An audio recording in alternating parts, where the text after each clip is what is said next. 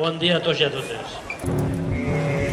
El dia del 15 de maig, una gent va decidir que ja estava farta, que estava indignada, que volia lluitar i que volia fer-se sentir i sobretot projectar una societat més justa i una societat on tots tinguem paraula i se puguem organitzar de manera per aconseguir coses que necessitem, que volem i que les somiem, no? Quiero decir que me siento muy orgulloso de ver que la juventud por fin ha despertado de ese letargo, de ese sueño que algún día tenían que despertar. Que sigan. Todo el poder no lo tienen ellos y que como nosotros como individuos también podemos hacer algo para que se den cuenta de nuestro poder.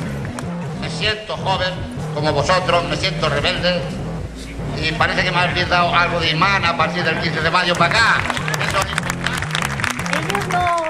Ellos piensan en la ciudad de las artes y las ciencias, en hacer una piscina termal para que vengan allí a bañarse los que tienen dinero, pero en los que pagamos los impuestos, en los ciudadanos, en los que vamos a pie, en esos no piensan.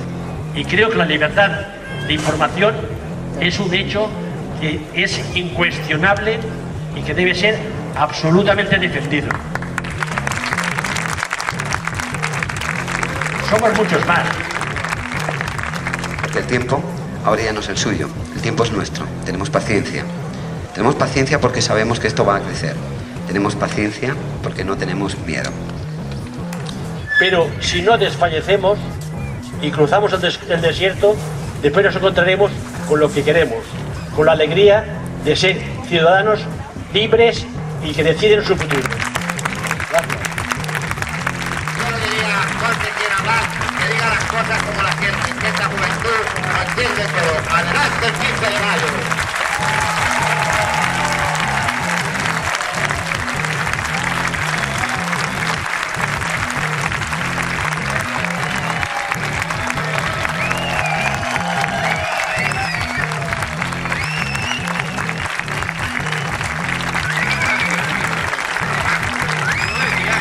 Ya te la tienes.